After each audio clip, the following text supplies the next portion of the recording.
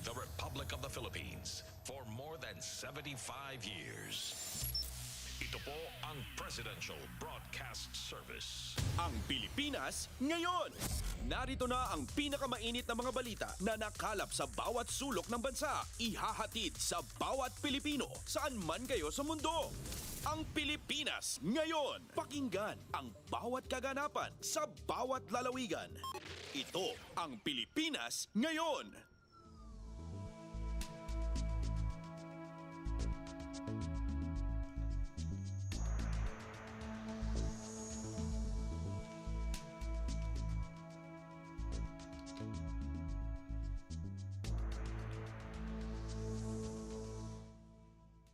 Magandang araw po sa ating mga tagapakinig. Welcome po muli sa ating programang Ang Pilipinas Ngayon. Napapakinggan po ninyo saan mang bahagi ng mundo sa pamamagitan ng ating himpilang Radyo Pilipinas World Service ng Presidential Broadcast Service. Napapakinggan po tayo sa mga sumusunod na shortwave frequencies sa 9.925 MHz, 12.120 MHz at 15.190 MHz. Ako po si Ven Blones, samahan po ninyo ako sa kabuuan ng ating programa ngayong araw na ito. Kapapalooban pa rin po ng ilan sa mga mahalagang balita mula dito sa ating bansa. Kasama na ang mga segmentong business, sports, showbiz at ang mga ulat mula sa iba't ibang rehiyon at lalawigan dito sa Pilipinas para sa ating regional news. Samantala, nais po namin kayong imbitahin na bisitahin ang ating Facebook page, ang Radyo Pilipinas World Service. Paki-follow, like at share na rin po. Ang tabayanan, sa inyo na sa ilang sandali ang kabuuan ng ating programang Ang Pilipinas Ngayon. Kumpleto, detalyadong balitaan, di papahuli sa mahahalagang kaganapan. Kamustahin ang inang bayan, ang Pilipinas ngayon.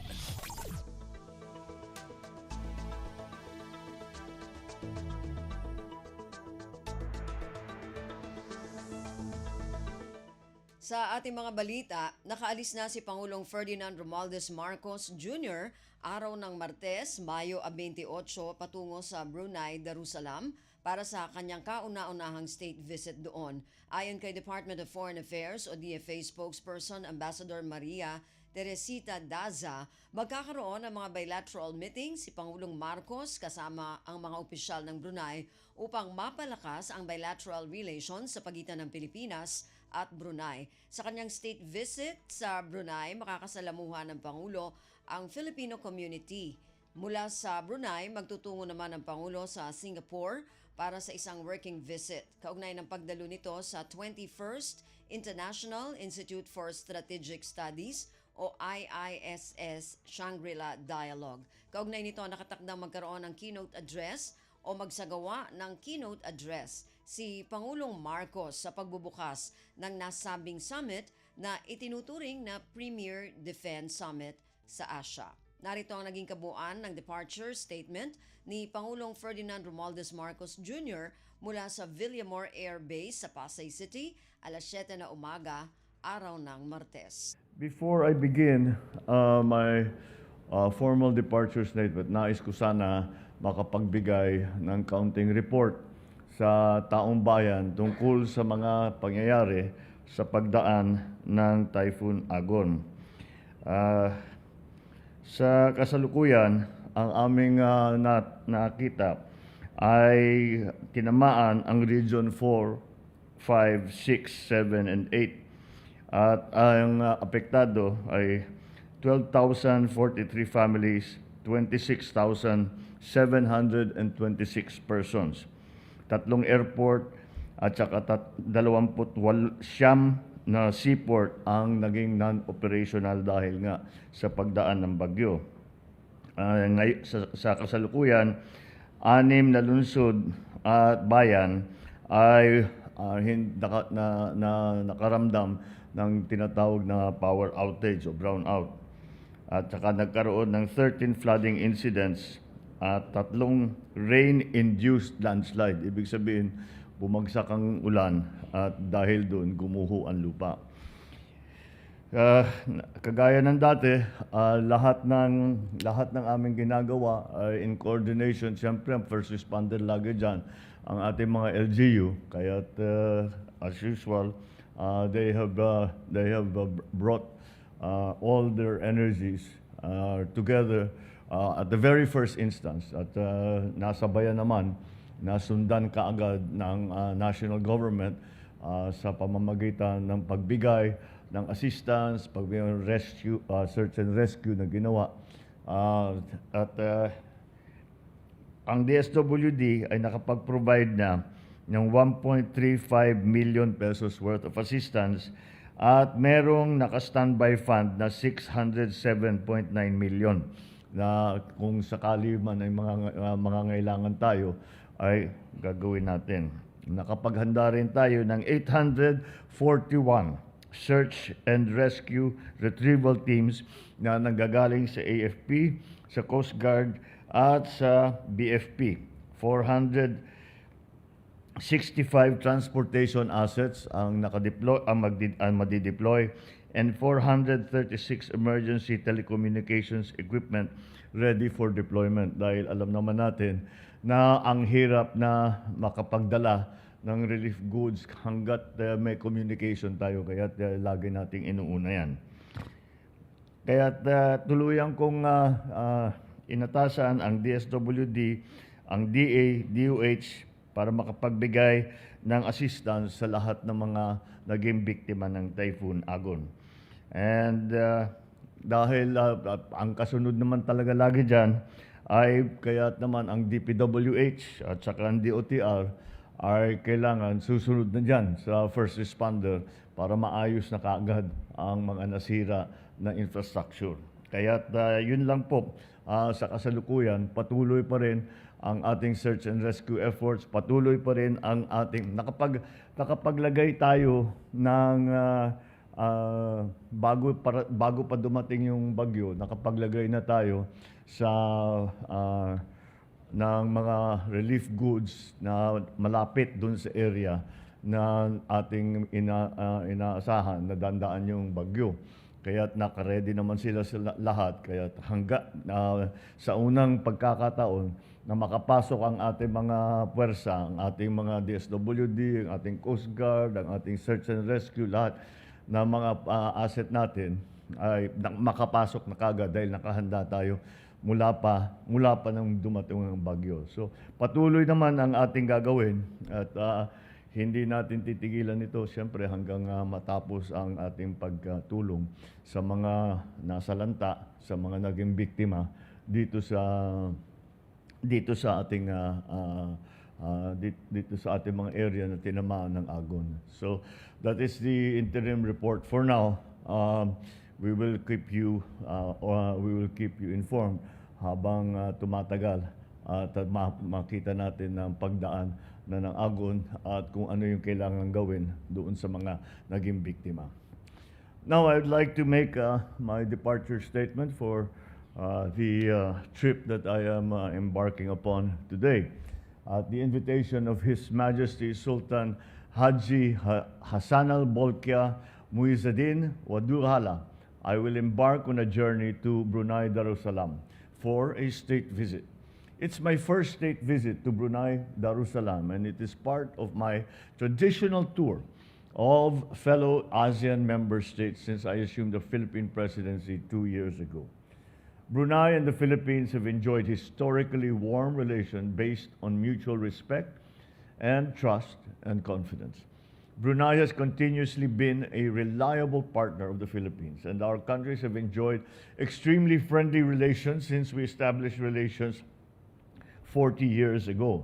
Sa aking biyahe patungong Brunei, babaunin ko ang aking tungkulin at pangako na lalo pang palakasin at ang ating pagkakaibigan at pagtutulungan ng ating bansa sa ibang bansa kagaya ng Brunei Darussalam. And as soon as I arrive at Bandar Seri Begawan, I will be meeting with His Majesty Sultan Haji Hassan al-Bolkiah to review the progress of our bilateral cooperation, explore new mutually beneficial partnerships and collaborations aimed at achieving prosperity. We must now deepen the bonds of friendship between our two countries. We expect to conclude several agreements ranging from security to tourism and agriculture. Brunei has always been an important partner when it comes to defense cooperation with the Philippines. So during my trip, I will discuss with His Majesty ways for further cooperation with Brunei in ensuring the defense of our countries and of our region.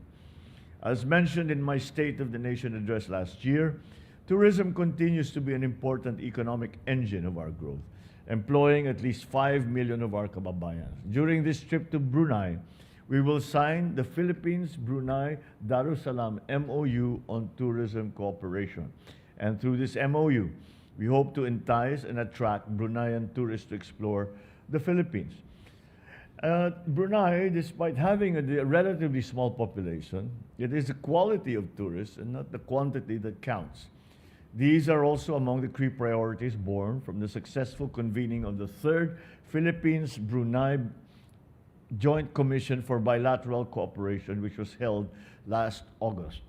I am confident that our partnership with Brunei in these important sectors will further bolster our political, economic, and people-to-people ties.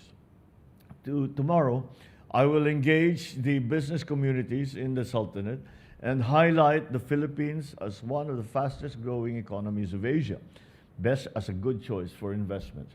I look forward to securing investments that will generate more jobs, contribute to poverty alleviation, and accelerate the economic transformation of our country. From there, I will proceed to Singapore, and I will deliver the keynote address for this year's Shangri-La Dialogue. The Shangri-La Dialogue is a very important dialogue because it is a dialogue about security and defense concerns amongst several foreign ministers, defense ministers, and I think it is extremely timely that I attend and put forward and articulate the Philippines' perspective and outlook on defense and diplomacy, while we continue to highlight the Philippines' commitment to a rules-based international order and constructive multilateralism amidst the current geopolitical challenges that we face in our region. My visit to Singapore is part of a series of high-level exchanges between Philippines and Singapore, which began at the start of the year. This year, the Philippines and Singapore are celebrating 55 years of diplomatic relations. And my visit is timely, as I will also take the opportunity to invite the new Singaporean President and Prime Minister to visit the Philippines as a testament to our strengthening bonds. This is also very useful as they have just changed the leadership. The leadership has just shifted earlier this month, and it will be very, very good to begin immediately to start to strengthen our relations with the new leaders of Singapore. Hangad ko po na sa aking pag-uwi dito ay may hatid kaming pasalubong na magandang balita mula sa aming pagbisita sa Brunei at sa Singapore.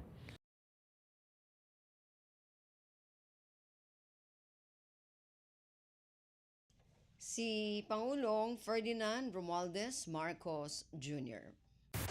Pasada ng mga balita mula sa Pilipinas para sa mga Pilipino saan man sa mundo. Ang Pilipinas ngayon.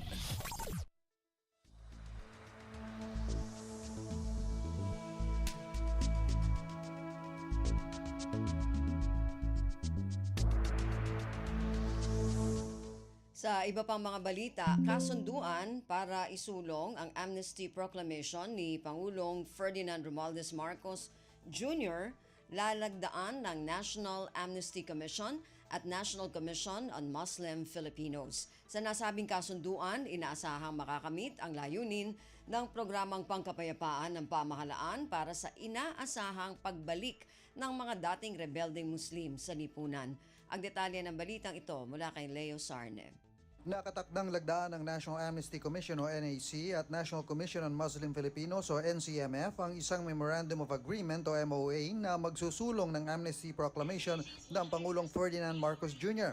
Ang paglagda sa MOA ay pangunahan ni NAC Chairperson Attorney Lea Tanodra Armamento kasama si NCMF Secretary Attorney Sabudin Abdurrahim sa seremonya sa Philippine International Convention Center, Pasay City sa Biyernes. Sa ilalim ng kasunduan, tutulungan ng NCMF ang NAC sa pagbibigay ng legal advice sa mga Muslim na benepisyaryo ng amnestiya at ire-refer sa NAC ang mga Muslim na interesado sa programa. Ang NCMF din ang magpapanumpas sa mga Muslim na aplikante sa programa alinsunod sa mga lituntunin ng NAC. Sa pagtutulungan ng NAC at NCMF ay inaasahang makakamit ang layunin ng programang pangkapayapaan ng pamahalaan na magtaguyod ng klima para sa matagumpay na panunumbalik sa lipunan ng mga dating rebeldeng Muslim. Ito si Leo Sarne para sa Radyo Pilipinas.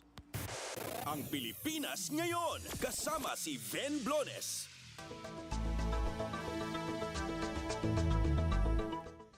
Pinatitiyak ni House Committee on Labor and Employment Chair Fidel Nograles sa pamahalaan na mabigyan ng trabaho ang mga dating rebelde upang maiwasang magbalik sa armadong pakikibaka. Ang pahayag ni Nograles ay kasunod ng anunsyo ng National Amnesty Commission o NAC na tinatayang aabot sa 100,000 na dating mga rebelde ang kukuha ng amnesty program ng pamahalaan.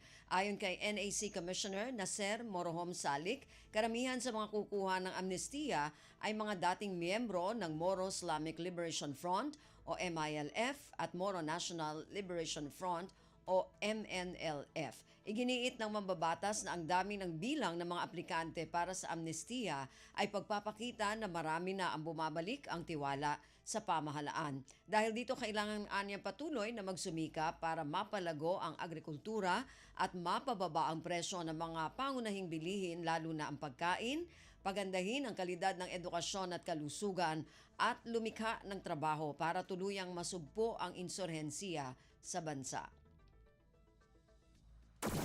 Kumpleto, detalyadong balitaan, di papahuli sa mahahalagang kaganapan. Kamustahin ang inang bayan, ang Pilipinas ngayon.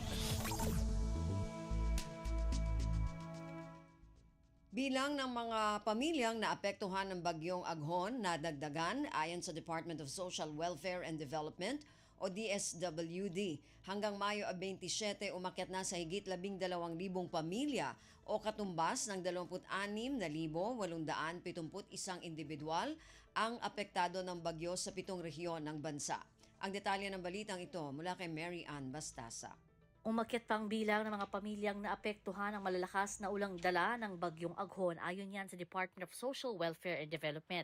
Sa pinakuling tala ng Disaster Response Operations Monitoring and Information Center ng ahensya as of May 27 ay umakyat na sa higit 12,000 pamilya o katumbas ng 26,871 na individual ang apektado ng bagyo sa 7 rehiyon sa bansa. Aabot naman sa 2,437 na pamilya o 8,580 na individual ang nananatili pa rin sa evacuation centers habang nasa higit 3,000 individual din ang pansamantalang lumikas sa kanilang mga kaanak. Kaugnay nito, nadagdagan rin ang naipahatid na tulong ng DSWD sa mga apektadong LGU kabilang ang pamamahagi ng family food packs. Katunayan, meron ng higit sa 1.4 milyong humanitarian assistance ang naipamahagi ng DSWD. Bukod dito, nananatili ring nakahanda ang nasa 3 bilyong halaga ng stockpile at standby funds para sa mga apektado ng kalamidad. Ito si Mary Ann Bastasa para sa Radyo Pilipinas. Pasada ng mga balita mula sa Pilipinas para sa mga Pilipino saan man sa mundo. Ang Pilipinas ngayon.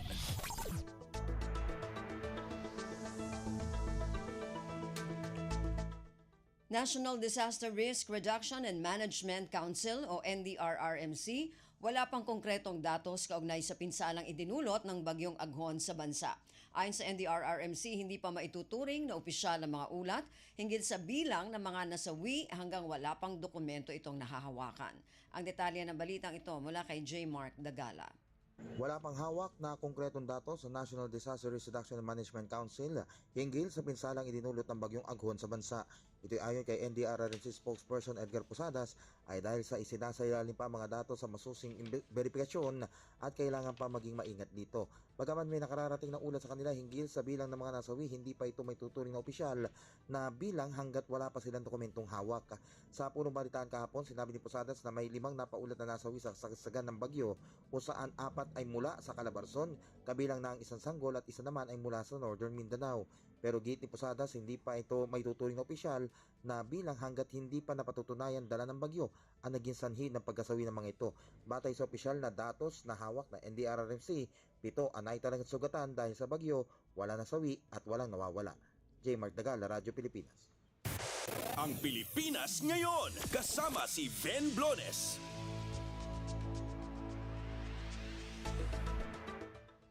Naka-heightened alert ang Bureau of Quarantine o BOQ laban sa bagong variant ng COVID-19.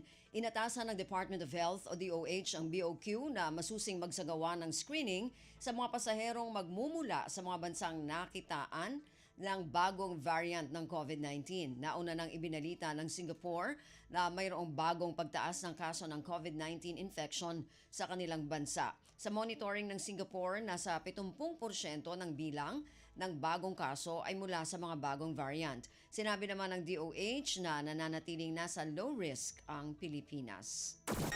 Kumpleto, detalyadong balitaan, di papahuli sa mahahalagang kaganapan. Kamustahin ang inang bayan, ang Pilipinas ngayon. Hindi dapat ikabahala ng publiko ang inilabas na memorandum ng Department of Health kaugnay sa pagpapaigting na quarantine o pagbabantay sa mga port of entry ng Pilipinas. Ito ang pahayag ni Health Assistant Secretary Albert Domingo sa gitna ng ginagawang pagbabantay ng Singapore sa flirt variant ng COVID-19. Sinabi ni Domingo na hindi dapat ikaalarma ng publiko ang hakbang na ito. Pinalalakas lamang anya ng pamahalaan ang pagbabantay nito laban sa pagpasok ng KP.2 at KP.3 na sub-variants ng COVID-19. Pagsisiguro na opisyal, mild lamang ang mga ito at kayang tugunan ng health system ng Pilipinas. Pasada ng mga balita mula sa Pilipinas para sa mga Pilipino saan man sa mundo. Ang Pilipinas ngayon. Suportado ng Manila International Airport Authority o MIAA ang kampanya ng Department of Health o DOH upang maiwasan ang pagkalat ng flirt COVID variant sa bansa. Ito ay matapos ang pagpapalabas ng memorandum ng DOH sa Bureau of Quarantine upang mahigpit na bantayan ang bawat gateway corridors sa bansa. Partikular ang bawat paliparan upang maiwasan ang pagpasok ng naturang COVID variant sa Pilipinas. Ayon kay MIAA General Manager Eric Ines, nakikiisa ang MIAA sa naturang kampanya ng DOH upang hindi makapasok ang flirt COVID variant at maging ligtas ang bawat pasahero na magtutungo sa Ninoy Aquino International Airport o NAIA. Kaugnay nito, nagpaalala ang MIAA sa publiko na sakaling makaramdam ng ubo, sipon at lagnat ay magsuot ng face mask at panatilihing maghugas ng kamay upang makaiwas sa anumang virus. Ang Pilipinas ngayon, kasama si Ben Blones.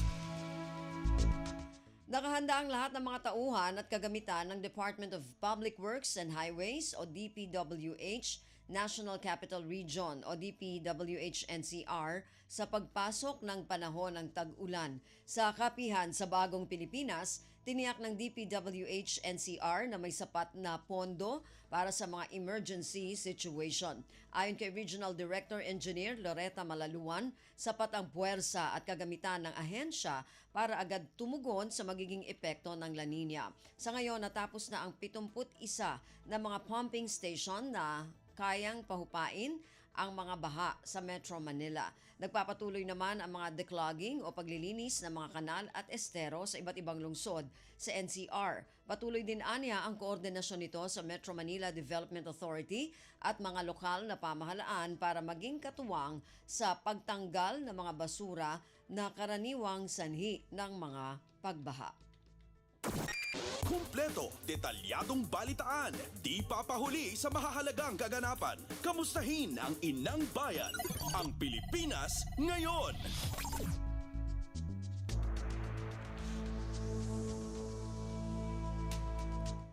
Nilinaw ni Senadora Risa Ontiveros na hindi pag-atake sa mga Pilipinong may lahing Tsino ang ginagawang investigasyon ng Senado kay Bamban Tarlac Mayor Alice Guo. Katunayan, sinabi ni Ontiveros na ang kanyang great-grandmother ng kanyang ina ay purong Chinese. Nagkaroon lamang anya ng mga revelasyon tungkol kay Guo matapos lumabas ang mga ebidensya ng kanyang kaugnayan sa Pogo at iba pang ebidensya na galing mismo sa mga salita ng alkalde. Muli ring iginiit ng senadora na hindi kailanman magiging katanggap-tanggap sa kanyang komite ang racism, xenophobia at xenophobia. Nanindigan si Ontiveros na hindi maituturing na witch hunt at may kaugnayan sa politika ang ginagawang investigasyon ng kanyang komite sa Senado. Ayon kay Ontiveros, ang investigasyon ay may kinalaman sa seguridad ng bansa, gawaing kriminal, pananagutan sa serbisyo publiko at kawalan ng sistema sa regulasyon ng POGO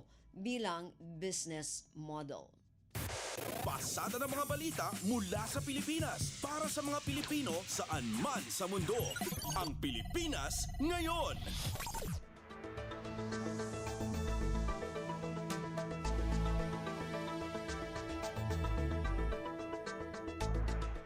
Yan po ang ilan sa mga pangunahing balita mula dito sa ating bansa. Samantala, antabayanan naman po ang mga balita mula sa iba't ibang rehiyon at lalawigan dito sa Pilipinas para sa ating regional news. Balita mula sa lalawigan sa bawat rehiyon ng ating bayan. Dito sa Ang Pilipinas Ngayon.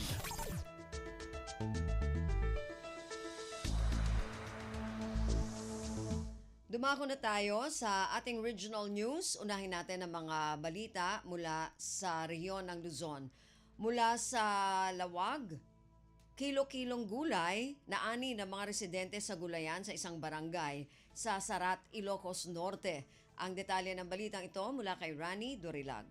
Hinilkilo dagiti maburbura sa nateng dagiti bumarangay iti barangay 10 San Miguel iti Iliti Sarat manipod iti gulayan sa barangay. Segon kini barangay chairwoman Leonie Asuncion iti nasa lugar umabot iti 25 kilo dagiti mapapit da atarong okra karabasa utong ken dumapay a klase tinateng. Kunana anay get ti parang maintainer da ti gulayan sa barangay tapno og serbika dagiti kabarangayan da makagatang tinalaka a presyo. Inbadad ni Asuncion apabayadan da dagiti nateng a maapit da tapno adamit laeng ti mausar pang maintainer iti daytoy ket usaren a pundo iti barangay. Umabot iti 2,000 square meters ti kalawat ti namulaan iti nagduduma a klase ti nateng. Manipod iti Radyo Pilipinas Lawag, Rani Dorilag para sa Radyo Pilipinas World Service. Balita mula sa lalawigan sa bawat rehiyon ng ating bayan. Dito sa Ang Pilipinas Ngayon.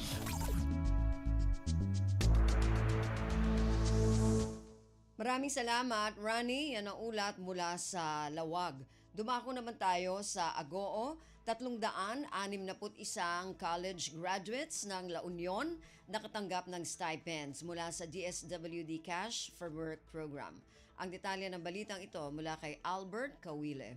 Indauluan ni Senador Amy Marcos, tikas payout para itikapit bisig laban sa kahirapan comprehensive and integrated delivery of social services. Wunno kalahi seeds Cash for Work program for SUCs ti DSWD Field Office 1 sa Jaydimso North La Union Campus iti Sabado Mayo 25. Dahito yung programa ken nangipaay iti temporaryo trabaho ken matgadan kadagiti nabiit pay anagraduar ken on the job trainees manipod iti Don Mariano Marcos Memorial State University bayat iti panagsapulda iti permanente a panggadan. Agdago piti 2,585,000 pesos. Tinaawat dagiti 360 maysa benepisyaryo amang saklaw iti serbisyo da manipod Abril 1 aging 30. Naideploy dagitoy kadagiti local government units ken da dumapay nga ahensya ti gobyerno. Iti las-od ti siya mapulungal daw. Ano sa dinoket nakagunod da iti inaldaw sweldo nga aggatad iti 4 pesos. Sigon kini DSWD Field Office 1 Regional Director Marie Angela Gopalan. Ti dimso ket maysa kadagiti 3 nga universidad iti rehiyon ama benepisyaran iti 54 milyon na budget iti programa. Ti duapay ket ti Pangasinan State University ken ti Mariano Marcos State University iti Ilocos Norte. Manipod RP Ago, Albert Kawile para iti Radyo Pilipinas World Service. Balita mula sa lalawigan sa bawat rehiyon ng ating bayan. Dito sa Ang Pilipinas Ngayon.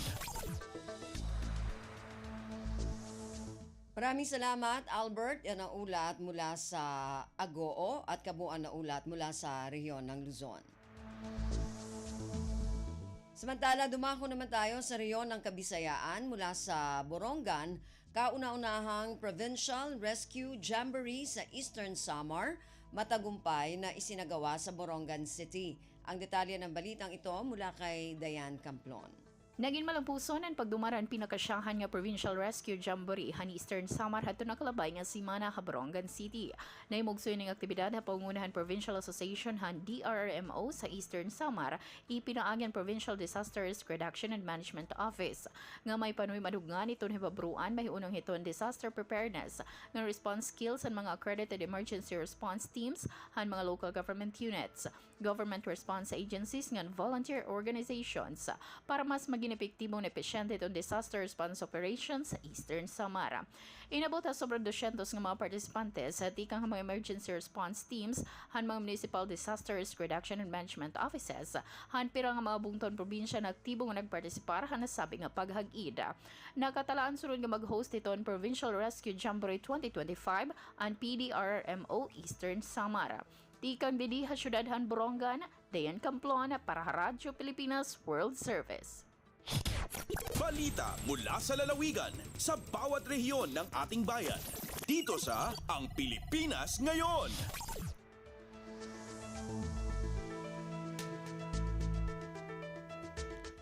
Maraming salamat, Dayan. Yan ang ulat mula sa Borongan.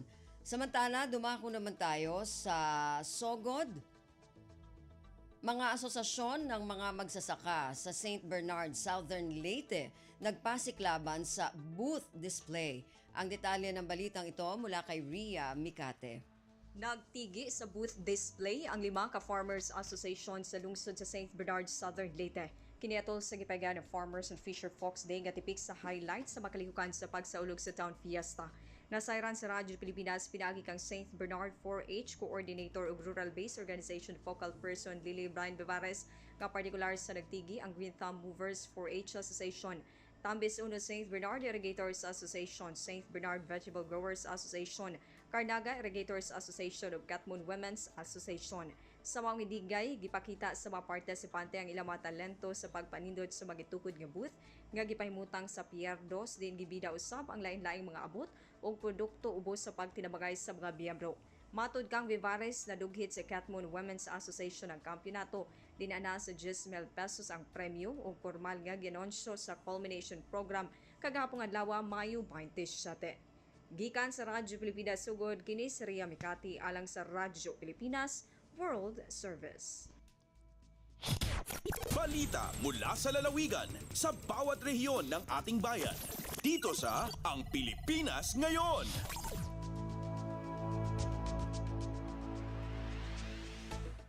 Maraming salamat, Ria. Yan ang ulat mula sa Sogod at kabuuan na ulat mula sa rehiyon ng Kabisayaan. Samantala, dumako naman tayo sa rehiyon ng Mindanao mula sa Cagayan de Oro. Department of Agriculture Regional Field Office 10 nagsagawa ng ipon tungo sa Asenso Financial Education Training sa Bukidnon. Ang detalye ng balitang ito mula kay Teza Aureliana. Ang Business and Marketing Assistant Division sa Department of Agriculture Regional Field Office 10 ubos sa pagpangulo ni Regional Executive Director Jose Apollo Y. Pacamalan sa pagigtimbayayong sa Agriculture Credit Policy Council ang kapital sa ipon tungo sa Asenso Financial Education Training gipahigayon bag-uhay pa lamang diha sa Northern Mindanao Agriculture Crops and Livelihood Research Complex.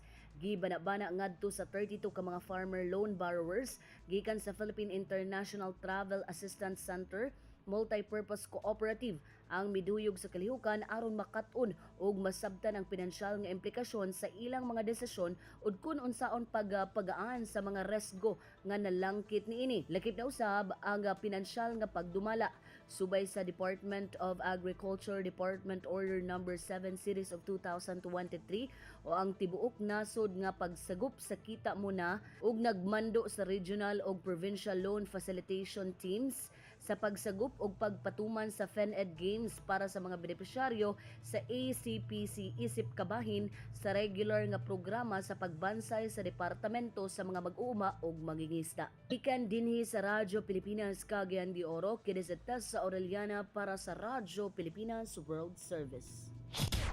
Balita mula sa lalawigan sa bawat rehiyon ng ating bayan. Dito sa Ang Pilipinas Ngayon. Maraming salamat, Teza. Yan ang ulat mula sa Cagayan de Oro. Samantala, dumako naman tayo sa Zamboanga. Lungsod ng Zamboanga, magsisilbing host para sa Mindanao ICT Cluster Conference 2024 sa Hunyo. Si Justin Bulanon sa detalye. Ay conducir na siyudad de Zamboanga el Mindanao ICT Cluster Conference o MINDACON 2024 na mas que viene. Yan junta el key organizers como el National ICT Confederation of the Philippines o NICP, el Department of Information and Communications Technology o DICT, y Gobyerno Lokal de Zamboanga para na pinapreparasyon del mensyonang aktibidad que ay prinsipya na Hunyo 27 hasta 29 este año. Target del MINDACON 2024 el participación del 200 hasta 300 mga participante incluido ya el mga de otro lugar. Objeto del Mindanao ICT Cluster Conference, dar platform para na mga ICT councils, stakeholders del halal industry, el sektor de inovasyon para mandasabe di ilang mga best practices, ipromota ko del Mindanao como investment destination, i-reforza el ICT ecosystem del rehiyon. Desde akin Ciudad Zamboanga, esta si Justin Bularon para ang Radyo Pilipinas World Service. Balita mula sa lalawigan sa bawat rehiyon ng ating bayan. Dito sa Ang Pilipinas Ngayon.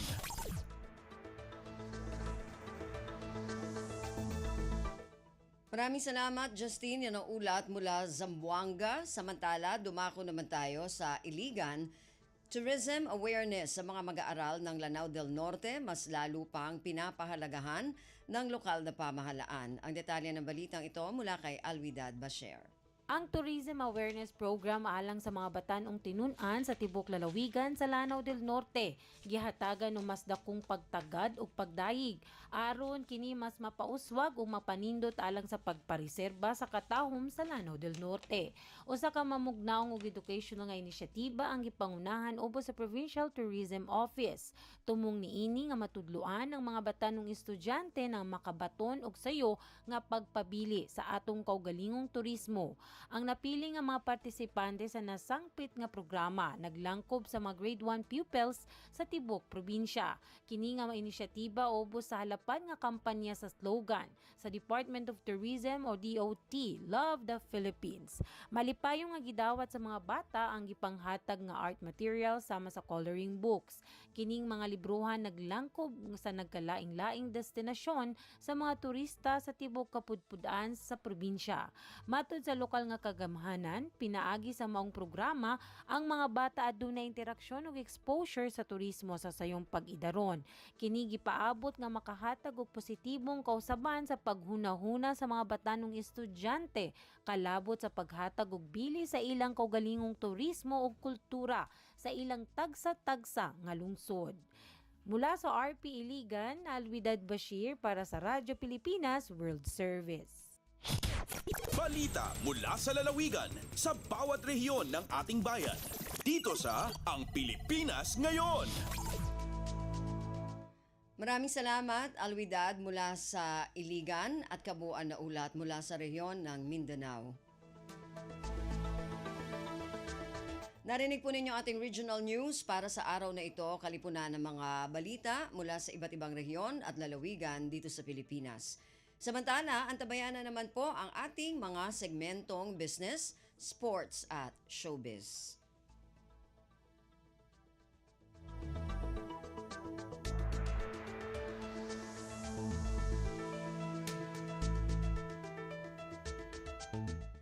Dumako na tayo sa ating mga segmento. Unahin natin ang ating balitang negosyo mula kay Stephanie Vicente. Lagay ng ekonomiya, kalakalan, negosyo at iba pa. Atin ang alamin dito sa Ang Pilipinas Ngayon. Magandang araw, narito tayong muli para sa segmentong Balitang Negosyo at Kalakalan. Nagtala ng double-digit increase ang total volume at value ng domestic trade sa first quarter ng taon. Ito ay ayon sa Philippine Statistics Authority o PSA. Sa ulat ng PSA, ang total quantity ng domestic trade sa unang 3 buwan ng taon ay umabot sa 7.73 million tons, tumaas ng 11.7% mula sa 6.45 million tons sa kaparehong buwan noong nakaraang taon. Ayon sa PSA, halos lahat ng commodities ay kinalakal sa pamagitan ng tubig habang ang iba ay sa pamagitan ng air sa first quarter ng 2024. Sa commodity section, ang food at live animals ang nangunguna pagdating sa quantity o dami ng domestic trade sa first quarter ng 2024 na may 3.46 million tons o share na 44.7% sa kabuuang domestic trade. Sinundan nito ng mineral fuels, lubricants at related materials at machinery and transport equipment. Sa rehiyon, ang Western Visayas ang nagtala ng pinakamaraming traded commodities na may 3.05 million tons o 39.5% na share sa kabuuang domestic trade, sumunod ang Central Luzon at Central Visayas. Lumago rin ang total value ng domestic trade sa 46.7% sa 389.42 billion pesos mula sa 265.55 billion pesos noong nakaraang taon. Ang food and live animals naman ang nanguna pagdating sa value ng traded commodities na may 225.08 billion pesos o 57.8% na share sa total domestic trade value sa first quarter ng 2024. Sinundan naman ito ng machinery and transport equipment sa 73.97 billion pesos at manufactured goods sa 30.29 billion pesos. Ang Western Visayas ang nakapag-record ng pinakamataas na value ng traded commodities na nagkakahalaga ng 223.33 billion pesos. Samantala, ang National Capital Region ang nakapagtala ng pinakamataas na inflow value ng domestic trade sa 160.13 billion pesos o 41.1% na share sa total inflow ng domestic trade sa first quarter ng 2024. Lagay ng ekonomiya, kalakalan, negosyo at iba pa. Atin ang alamin dito sa Ang Pilipinas Ngayon. Sa iba pang mga balitang negosyo at kalakalan, pinangunahan ni na Department of Trade and Industry o DTI Secretary Alfredo Pascual at Undersecretary Jose Edgardo Sunico ang pamamahagi ng tulong sa Micro, Small and Medium Enterprises o MSMEs sa Visayas Town Hall Meeting sa University of the Philippines o UP sa Cebu. Ayon kay Pascual, sa kasalukuyan ay nakapagbigay ng DTI ng 8 milyong piso sa ilalim ng loan program ng Small Business o SB Corp pangkabuhayan sa pagbangon at ginhawa o PPG sari-sari o retail store kits at shared service facilities o SSFs. 5 negosyo ang tumanggap ng zero interest loan mula sa SB Corp sa ilalim ng Rise Up Multipurpose Loan, isang programa na naglalayong maipagpatuloy ang mga pakinabang ng MSMEs na nalagpasan ang COVID-19 crisis sa nakalipas na 2 taon. 10 retail store owners na naapektuhan ng sunog sa Barangay Look, Mandaue, Kamakailan ang tumanggap din ng business kit sa pamagitan ng voucher sa nagkakahalaga ng 8,000 piso kada isa. Namahagi rin ng DTI ng halos 2.73 milyong pisong na halaga ng SSFs sa Lamak Multipurpose Cooperative para sa upgrading ng dairy production at cacao production post-harvest facilities nito. Sa ilalim ng SSF program, binigyan din ng DTI ang Pestales Agriculture Cooperative ng 994,000 pesos para sa agri-herbal production nito. Ayon kay Pascual, inilunsad ng DTI ang 615 SSF projects sa Visayas magmula pa noong 2013 kung saan nakapag-invest na ng may 500 milyong piso. Nagtayo rin ng DTI ng 20 na One Town One Product Store sa rehiyon na tumutulong sa 800 at 40 MSMEs na nakalikom ng tinatayang 27 milyong piso na benta. Sa nakalipas na 4 na taon, sinabi ni Pascual na naglabas ang SB Corp ng halos 2.7 bilyong piso sa 14,700 at 47 MSMEs at 4.3 bilyong piso sa pamagitan ng mga conduit, kooperatiba, lending institution at bangko. Lagay ng ekonomiya, kalakalan, negosyo at iba pa.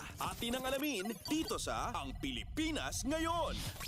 At sa pagtatapos ng ating segmento, tumataas ang presyo ng baboy sa mga pamilihan dahil sa pagtaas sa farm inputs at production cost. Ito ay ayon sa Pork Producers Federation of the Philippines Incorporated o PPFP. Sinabi ni PPFP President Rolando Tambago na ang farm gate price ng baboy ay tumaas sa average na 210 pesos kada kilo. Ayon kay Tambago, ang farm gate price ay tumaas dahil ang gastos sa farm inputs ay sumirit. Tinukoy din ng PPFP chief ang gap na nagkakahalaga ng 120 pesos sa pagitan ng farm gate at retail price ng baboy sa mga pamilihan dahil sa transportation o logistics cost. Samantala, sinabi ni Tambago na ang tumataas na logistics at doing business cost ay nagdagdag ng 120 pesos hanggang 150 pesos kada kilo sa farm gate price. Binigyang diin niya na dapat pag-aralan ng pamahalaan ng gap sa pagitan ng farms at retailers at idinagdag na walang magmamanipula sa presyo ng baboy dahil nakakalat ang hog raisers sa buong bansa.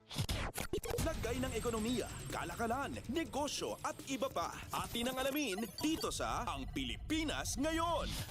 At dito na nagtatapos ang ating segmentong Balitang Negosyo at Kalakalan para sa Radyo Pilipinas World Service. Ito si Steph Vicente. Muli, magandang araw.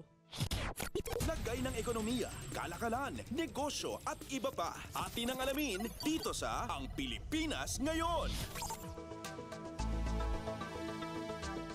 Maraming salamat, Steph. Yan ang ating balitang negosyo. Samantala, para sa ating balitang pampalakasan, narito naman si Leo Magbayo. Updates at pinakahuling mga usapin sa mundo ng palakasan. Atin ang pakinggan dito sa Ang Pilipinas Ngayon. Magandang araw. Narito na po ang Sports Balita.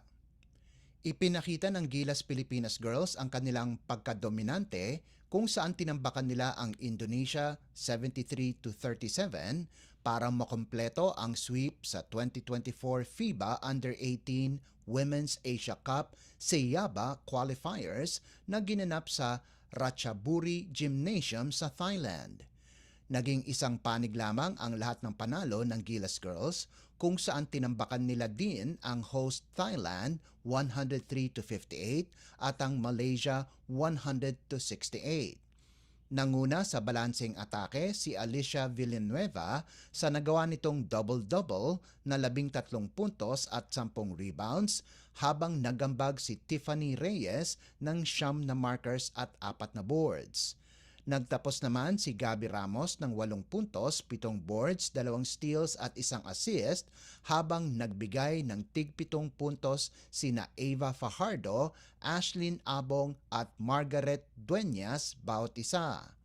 Dahil sa pangungunan nila sa Seyaba qualifiers na may malinis na 3-0 record, kwalipikado na ang Gilas Girls sa FIBA Under-18 Division B na nakatakda sa susunod na buwan at gaganapin sa China.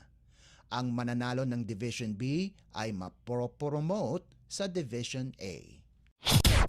Updates at pinakahuling mga usapin sa mundo ng palakasan. Atin ang pakinggan dito sa Ang Pilipinas Ngayon. Dahil sa kanilang impresibong performance, tumaas ng ilang pwesto ang Alas Pilipinas sa World Rankings. Mula sa number 63, umakyat ang Philippine National Women's Volleyball Squad sa number 55 sa pinakahuling FIVB World Rankings, kasunod ng pool stage ng 2024 AVC Challenge Cup for Women, kung saan naipanalo ng Nationals ang lahat ng kanilang asignatura para sa malinis na 4-0 record. Lumabas din na pang-8 magaling na koponan ang Alas sa Asia, kung saan ang China at Japan ang may hawak ng top 2 spots sa Asian rankings, habang ang Thailand at Kazakhstan na makakalaban ng Pilipinas sa Martes sa AVC semifinals ay 3rd at 4th sa rankings ayon sa pagkakasunod. Sumunod naman ang South Korea, Vietnam at Chinese Taipei. Kaya biglang tumaas ang ranking ng Pilipinas dahil sa kanilang dominanting laro sa ABC kung saan tinalo ng alas ang Australia, India, Iran at Chinese Taipei para makapasok sa semifinals. Updates at pinakahuling mga usapin sa mundo ng palakasan. Atin ang pakinggan dito sa Ang Pilipinas Ngayon. Pinataob ng University of Santo Tomas ang Ateneo de Manila University 63-52 para palakasin ang kanilang kampanya sa 17th PhilOil Eco-Oil Preseason Cup. Dahil sa panalo, napaganda ng Growling Tigers ang kanilang record sa 2-2 habang wala pa ring nakubrang panalo ang Blue Eagles sa loob ng dalawang laro. Nanguna para sa UST si Peter Osang kung saan nakapagtala ito ng double-double na may 16 na puntos at 12 rebounds. Maganda din ang ipinakitang laro ni Fortsky Padrigao para sa koponan ni head coach Pido Harencio kung saan nagbigay ito ng 6 na assist kasama pa ang 3 puntos. Sa kabilang banda, nagtapos ng may 11 puntos si Andrew Bongo para sa Blue Eagles. Samantala, nananatiling wala pa ring bahid ang kartada ng University of the Philippines pagkatapos talunin ang National University 73-63. Napaganda ang record ng Fighting Maroons sa 4-0 dahil sa balancing atake mula kina JD Kagulangan at Francis Lopez na kapwa nakagawa ng 10 puntos habang sinundan sila ni Chico Briones at Jerry Abadiano na nagambag ng 9 na puntos bawat isa. Nakalikom naman ng 10 puntos at 5 rebounds si Jake Figueroa para sa Bulldogs at nakakuha ito ng tulong mula kay Holo Manansala na nakascore din ng 10 puntos, sahog pa ang 3 rebounds. Updates at pinakahuling mga usapin sa mundo ng palakasan. Atin ang pakinggan dito sa Ang Pilipinas Ngayon. At yan ang pinakahuling balita sa larangan ng palakasan. Para sa Radyo Pilipinas World Service, ito po si Leo Magpayo. Magandang araw. Updates at pinakahuling mga usapin sa mundo ng palakasan. Atin ang pakinggan dito sa Ang Pilipinas Ngayon.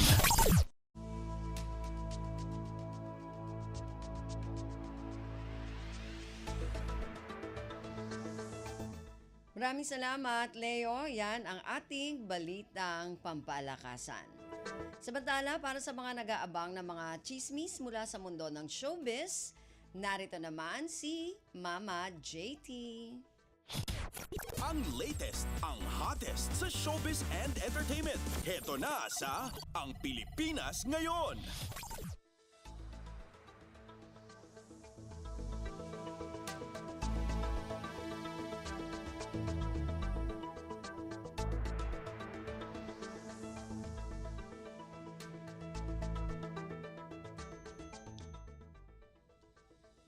Hello! Magandang araw sa ating mga chismoso at chismosang nag-aabang ng mga trending na balita sa mundo ng showbiz. Ito na ang ratsyada ng mga chika. Naglabas ng sama ng loob ang anak ng veteranang aktres na si Eva Darren na si Fernando de la Peña laban sa award-giving body na FAMAS. Sa Facebook post ng kanyang anak na may titulong A Moment of Debacle at the FAMAS Awards Night, inilahad nito na nabastos at hindi raw nirespeto ng FAMAS ang kanyang ina.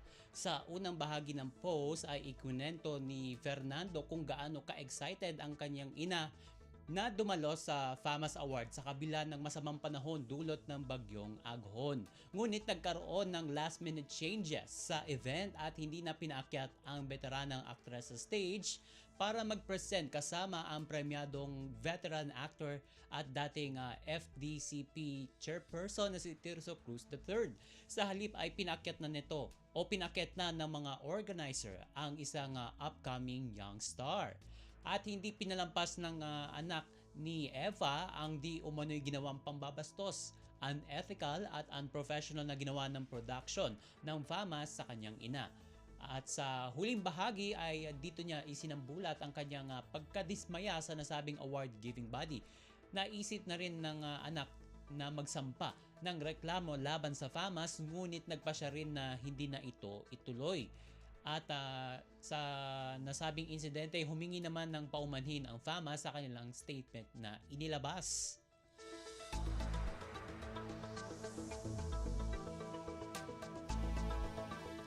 Samantala, nagkaroon man ng malaking kontrobersya sa nasabing awards night ay inanunsyo rin ng FAMAS ang mga artista na nagkamit ng awards sa katatapos na 72nd Filipino Academy of Movie Arts and Sciences o FAMAS Awards. Nasungkit ni na Catherine Bernardo, Piolo Pascual at Alfred Vargas ang ilan sa mga award ng nasabing award-giving body. Unahin na natin si Katrina na nakakuha ng kauna-unahan niyang FAMAS Best Actress Award para sa pagganap sa A Very Good Girl, habang parehong naging Best Actor sina Piolo at Alfred para sa kani-kanilang pelikula na Malyari at Pieta. And speaking of Malyari, humakot ito ng 7 parangal, kabilang na dyan ang Best Picture Award na ginanap sa Manila Hotel noong Linggo, Mayo 26. At narito ang kumpletong listahan ng mga panalo sa nasabing awards. Yun nga si Catherine Bernardo bilang Best Actress. Sa A Very Good Girl, si Piolo Pascual para sa Malyari at Alfred Vargas para sa Pieta sa Best Actor category. Sa Best Picture naman ang Malyari at Best Director ay itinangal dyan si Louie Ignacio para sa pelikulang Papa Mascot. At si Gloria Diaz naman ang nakakuha ng Best Supporting Actress or Best Supporting Actress Award para sa Malyari. At sa Best Supporting Actor Award, si L.A. Santos para sa kanyang pelikulang In His Mother's Eyes. Best Child Actor naman si Ewan Micael para sa Firefly. At ang Best Child Actress na si Elia Ilano para sa Ghost Tales. Sa Best Documentary Award, nakuha naman ni She Andes ang nasabing award para sa pelikulang para sa dokumentaryong Maria. At Best Screenplay naman para kay Enrico Santos ng pelikulang Malyari. And Best Cinematography naman para kay Carlo Mendoza para sa pelikulang Gomburza. And Best Production Design para kay Mariel Hizon sa Malyari. Best Editing kay Benjamin Gonzalez Tolentino para sa pelikulang Iti Mapukpukaw. Best Musical Score naman para kay Teresa Barroso ng Gomburza. Best Sound naman kina Emmanuel Verona and Nerica Salim ng Malyari. Best Visual Effects para kay Gaspar Mangarin para sa pelikulang Malyari. And Best Short Film para kay Gabi Ramos para sa pelikulang Huling Sayaw ni Erlinda. Best Original Song naman ang Finga Lickin mula sa Becky and Badet. At syempre, ang itinanghal naman na bida sa takilya ng FAMAS ay si Marion Rivera at Dingdong Dantes para sa pelikulang Rewind. And congratulations sa mga nanalo sa nasabing awards.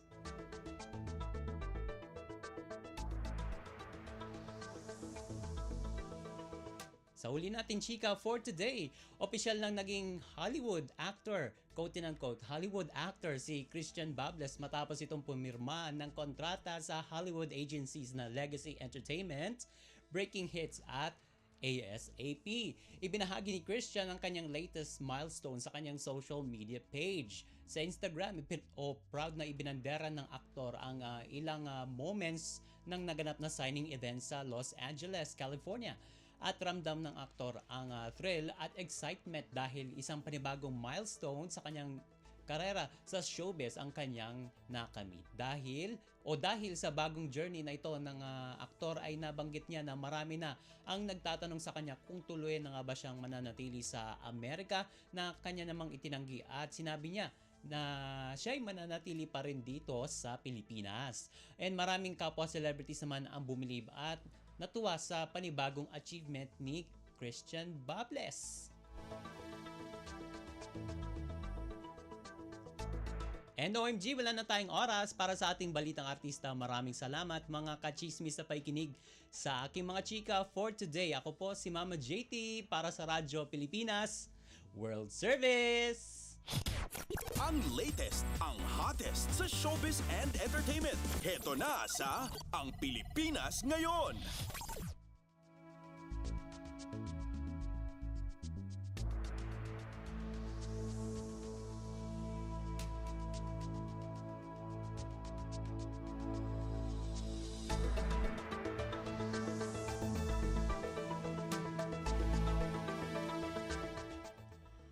Maraming salamat, Mama JT. Yan ang ating showbiz balita.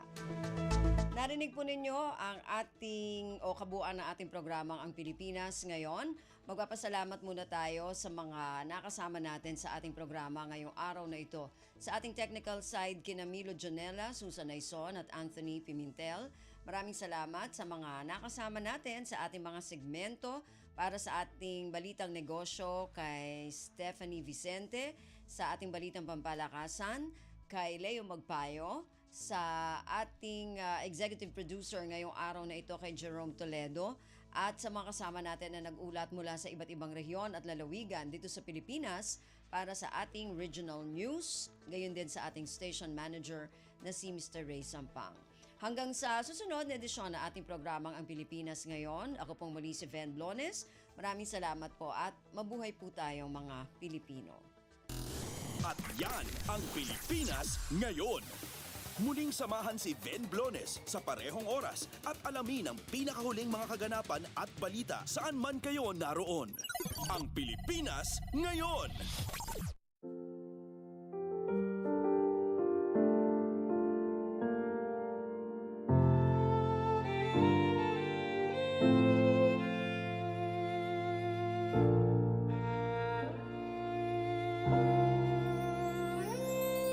Ang tanging may pamamaan ako'y edukasyong Pilipino. Tinuturong galing at talino para maabot ang pangarap mo. Ang tanging handog ko sa'yo'y edukasyong Pilipino. Diskarting mula sa puso, mamamangha ang mundo. Matatag na mga guro, matatag sa mga pagsubok, matatag na mga mag-aaral, matatag na talino'y umiiral. Hinaharap ang hirap, walang takot sumugod, humahanap ng solusyon, ipaglaban ang edukasyon. Kabataang Pilipino, Muslim o Kristiyano, lahat ng paniniwala, lahat ng katutubo, may kapansanan, iba man kasarian. Ang ating pag-aaral ay ating karapatan. Ang ating pag-aaral, pang-ahon sa kahirapan. Matatag na mga guro, matatag sa mga pagsubok, matatag na mga mag-aaral, matatag na talino'y umiiral. Hinaharap ang hirap, walang takot sumugod, humahanap ng solusyon, ipaglaban ang edukasyon. Ang tanging alay ko sa'yo'y edukasyong Pilipino. Matapat ng pamamaraan, maunlad na kinabukasan.